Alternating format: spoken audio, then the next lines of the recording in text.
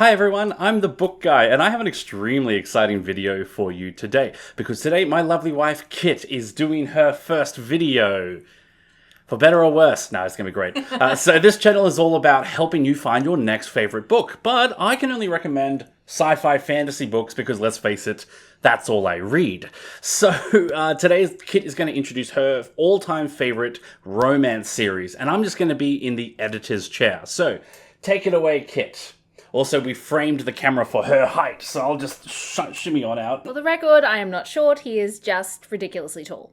You love it. Hi book lovers, I'm the Book Gal, and today I'm going to be doing the first romance series review on this channel. I'm going to be talking about the Bergman Brothers by Chloe Liese, which is one of my favourite contemporary romance series. But before we get to the good stuff of the book review, we need to talk about the first elephant in the room. Not everyone enjoys reading romance. I know, it's crazy. I don't know what kind of unfeeling, Luddite sociopath wouldn't enjoy reading romance. It kind of feels personal. In all seriousness, if romance is not your thing, that's totally okay. But I do want to talk about how the larger bookish community tends to regard romance and look down on it. Romance is often really unfairly judged by people who just aren't the target audience, who just don't enjoy romance, but we need to ask the question why people do love it, because people are loving it. The romance genre is exploding right now. It's actually the highest earning genre of fiction. Penguin Random House reported that between 2021 to 2022, romance book sales increased by 52%. That's just nuts when you consider how a well-established industry it is to have that kind of an increase in sales. It's just unprecedented. To put that in a greater context of that same time period between 2021 to 2022, about 33% of all mass market paperback book sales were in the romance genre, which is just massive. So what has created this boom in romance reading? A lot of those statistics for accelerated growth kicked off in 2020, which obviously was a very stressful time for a lot of people. We had the global pandemic, we had lockdowns, we were all in hypervigilant mode. And I think we saw this big shift towards people going to a bit of a safer genre that had guaranteed happy endings, predictable tropes, and low-stakes plots. Readers of other genres often criticize the romance genre for those exact things, but I think they're missing the point that that's kind of what romance is supposed to be. It's intentional and it's why we love it. So even if you personally don't like to read romance, it is no less worthy of being written and published and read and loved. And people who enjoy reading romance are no less of a book lover than anybody else. Let's be honest, I think we might need to ask ourselves why a genre that's written predominantly for women by women is so often looked down upon,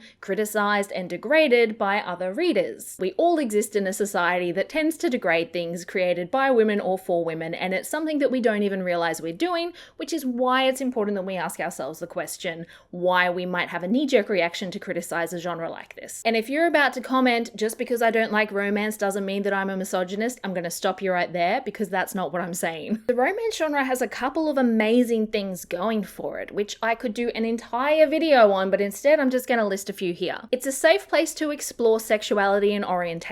This better not awaken anything in me. There's romance books for just about every romantic and sexual interest and gender orientation, which means it's a really good genre and safe space for people to explore what feels good for them. Representation and inclusivity. Again, there's a romance story for every kind of ability, illness, disability, all the things. This series that we're talking about in this video is a great example of that, and it's so important that we read stories about a variety of individuals. It's in every other genre. And I'm not just talking about romantic plots in fantasy books, I am talking about the fact that you can find a romance book in a fantasy setting or a sci-fi setting or even a crime setting and even thriller horror. Romance is everywhere. It's in every spice level. It doesn't matter if you like a closed door, sweet, sunshiny cinnamon roll romance Or if you're into something that's a little bit more along the lines of erotica, the romance genre spans everything. Unfortunately, even within the romance community, there's a little bit of judgment and criticism passed around about where on that spectrum people like to read, but we're not doing that here. In fact, I've got recommendations from either end of the spectrum. Like the book guy always says, all that matters is that you are enjoying what you are reading. Now, let's talk about the Bergman Brothers. The Bergman Brothers is a 7-book contemporary romance series by author Chloe Liese. The series was originally indie published, but it became so popular that it has since been traditionally published. The series is what we call a sweeping family saga. Think something along the lines of Bridgerton, where each book follows a different member of the family's love story. And as the series progresses, we get to see snippets of the previous book main characters and how their lives are going. The Bergmans are a Swedish-American family with 7 siblings. We've got 5 brothers and 2 sisters. The first book in the series follows the middle sibling, Ryder Bergman. He's a uni student at UCLA. Ryder has late-in-life hearing loss, which means he's functionally deaf. Now, he's sitting in class one day when he realizes that there's this gorgeous girl sitting next to him, and she's glaring at him. Ryder has got no idea what he has done wrong, but as the middle child of 7 siblings, he's really good at stirring up. You just insulted my entire race of people, but thank you. Willa Sutter has a short temper.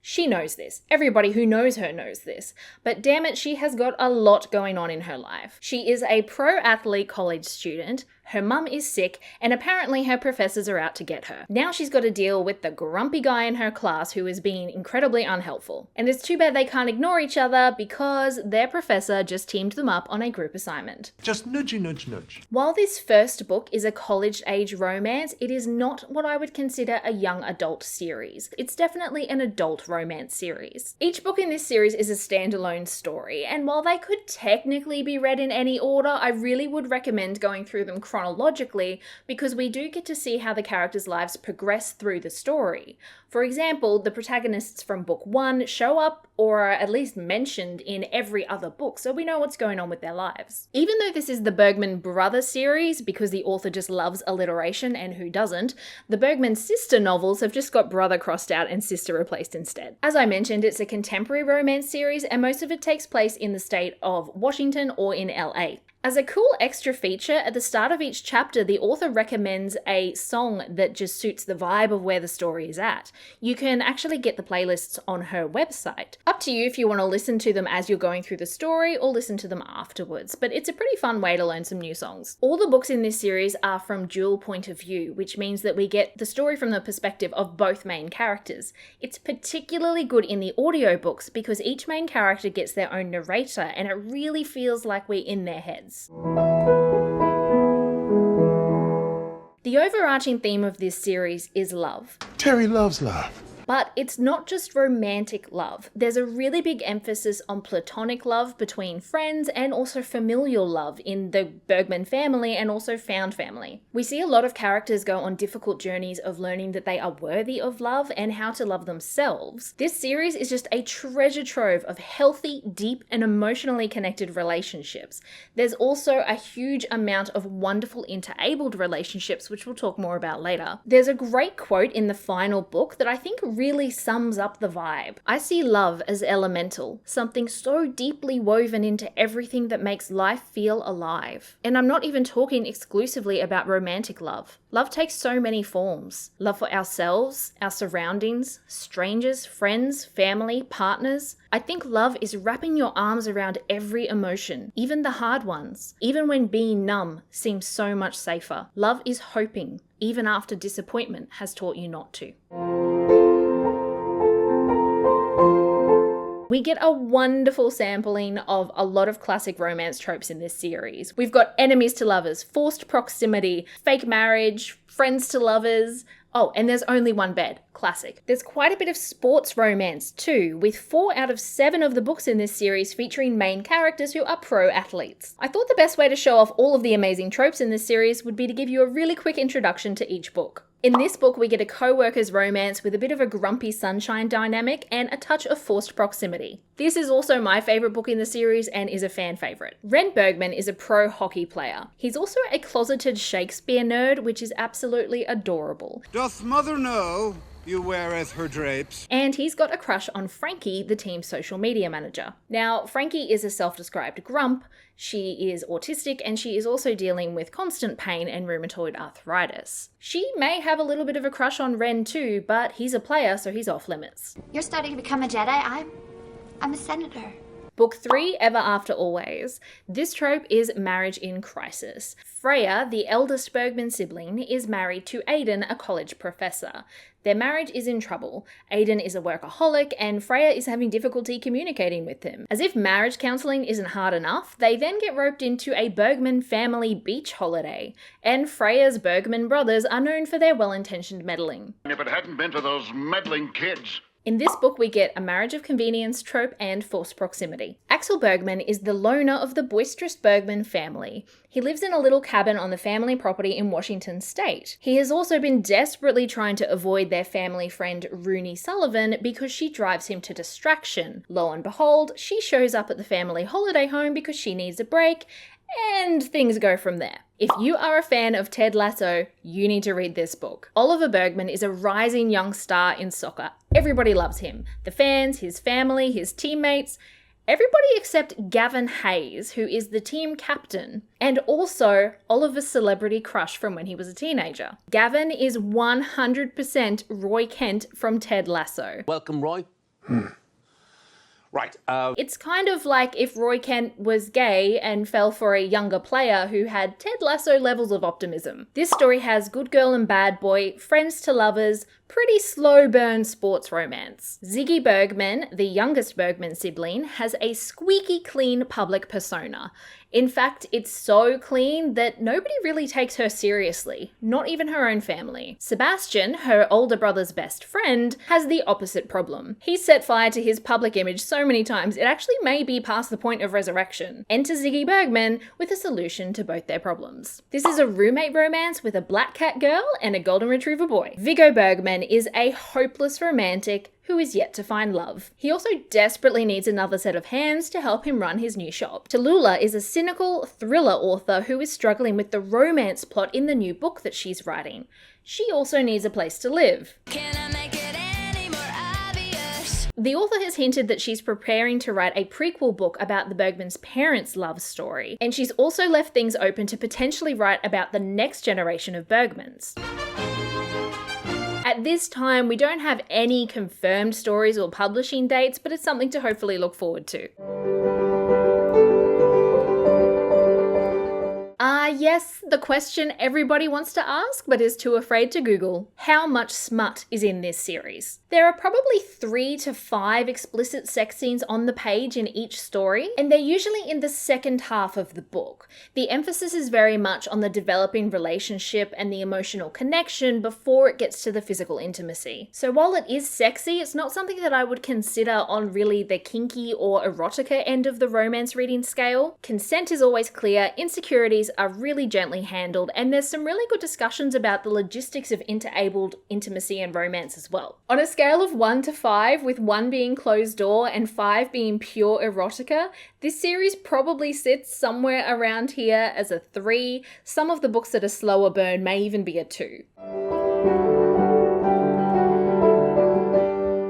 The real gem of this series is the chronic health, disability, and mental health representation. The author herself is autistic. She was diagnosed in her early 30s, and she also has connective tissue disease and arthritis. The tagline on her website is "Everyone deserves a love story," which I am here for. It's so good. She's passionate about writing realistic, interabled romances, which means we see her stories deal with things like practicalities and insecurities and just all of the good and the bad that is involved when dealing with one or both people being disabled. Every book in this series, and every other book she's written for that matter, includes some form of chronic illness, mental health, neurodivergent, or disability representation, and sometimes all of them at once. Now, there is so much amazing neurodivergent rep in the Bergman Brothers series that I want to talk about that first. Neurodivergent is a non-medical term that describes people whose brains develop or work differently. Now, it's a huge umbrella term. There is so much stuff that comes under it, but specifically in this series, the focus is on autism and ADHD. I personally am autistic and ADHD, and let me tell you, not every author gets this right. Both of those things are a spectrum and will be experienced differently by individuals, but I think one of the strengths of this author's writing is that it really is from an own voice's perspective because she has experienced a lot of these things herself. The thing that I love most about the neurodivergent representation in this series is that we have not one, not two, but 3 autistic main characters and one with ADHD. The beauty of having so many autistic characters is that none of them are particularly stereotypical. Penny. They all get to be their individual people, and we get to see a bit of a difference in how autism affects people. So for example, Frankie from book 2 is sensory seeking. Ziggy from book 6 is sensory sensitive, and Axel from book 4 is sensory avoidant. Ziggy's autism means that her emotions are always really close to the surface and they're threatening to dysregulate her, whereas Axel and Frankie tend to process their emotions on a delay. The characterization of each of them really nails what it feels like to be autistic rather than what it looks like externally to other people. A quick example of this is that autistic characters, particularly autistic girls, are often described as just being introverted bookworms. And while that's not necessarily untrue, because that's often what it looks like on the outside, it really doesn't nail what it feels like inside that person's head. Here's a quote from book 2 where Frankie explains what it feels like for her. Books help me feel a bit more connected to a world that is often hard to make sense of. Books are patient with me. They don't laugh at me instead of with me. They don't ask why I'm always frowning or why I can't sit still. Books welcome me, weirdness and all, and take me exactly as I am. This is exactly why it is so important to read own voices authors. That is, authors who have actually experienced the things that they are writing about. It just gives you a completely different perspective. The ADHD representation in the final book is also incredibly well done. Viggo talks about the fact that even though he does take ADHD medication, he still struggles with executive functioning, like remembering to eat and complicated tasks and time management. He also says that he's learned the hard way that he's too much for most people, and he's become a chronic people pleaser to try and offset his personality, which is just incredibly heartbreaking and relatable for a lot of people. Chronic illness and disability rep. Now, I mentioned earlier that there is late in life deafness representation in the first book. The author did have beta readers, but after she published the book the first time, she received more feedback from the deaf community about a few things that she could tweak. She did make those changes in both the audiobook, ebook, and physical copies, and they were republished in 2021. Now, across this whole series, we see even more chronic illness and physical disability representation. There's honestly too many of them to name here, so I'm just going to pop up a list. I don't know what side the list is going to be on. Chloe Liese puts all of her stories through really robust own voices beta readers, which means she gets people who've experienced these things to check it before she publishes them. And the quality really shows. More representation! Don't put that in there. I want to. Book 5 is an Achillean love story. Achillean meaning men loving men. Many other characters across the series are bisexual, pansexual, demisexual, and on the asexual spectrum. We also see several side characters in same-sex relationships. Chloe Liese hasn't yet published a sapphic story, sapphic meaning women loving women, but she has said that that's something she intends to do in the future. There's also really consistent talk about mental health in these books. I think in every single book, one or more of the characters go to therapy and talk really positively about their experience. Therapy is really key in a lot of their character arcs as they learn to love themselves, trust others, and believe that they are lovable. We also get to see a little bit of cross-cultural representation with Swedish food and language and culture and traditions because the Bergman's mother is a Swedish import who has come to America when she married their father. We've got a couple of minor content warnings for this series. We do see somebody going through cancer treatment and we see other characters dealing with grief and loss. There are some discussions around fertility and pregnancy, and And in book 2, there are a lot of pop culture references to Harry Potter, which some people might find offensive. There is a content note from the author at the start of each book, including in the audiobooks, so you can always check in with those before you start the story. How much should you read? I am tempted to tell you to just read the whole series because it's amazing, but you can get away with just reading the first book. The whole series is pretty solidly rated around the 4-star mark for all 7 books. Personally, books 2, 4, and 5 are my favourites. And remember, you can technically read them out of order, but I do recommend going chronologically so that you get to enjoy watching their stories evolve over time. So good luck and happy reading. Alright, that is it for our first ever romance review. I would love to hear your thoughts, leave a comment below. A special thank you to everyone who helped me to peer pressure the book guy into putting romance reviews on this channel. Never again! Never! I'd really love to know what your favourite romance books are, or if you've got any requests for future reviews. If you want to support the channel, you can always become a patron. We love our patrons. You guys are amazing. Shout out. Or you can go check out my store, Rainbow Space Unicorn, where there's a whole bunch of bookish, quirky, amazing, fun goodness. Thanks for watching, and I hope you enjoy a good book today. Bye!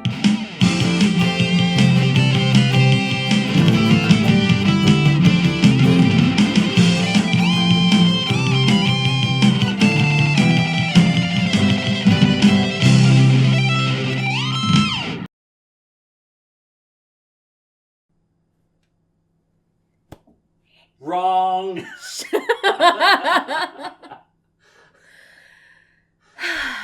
What's the word? Feed. You can fix it in post. I don't know if I can. Bye, bye, bye.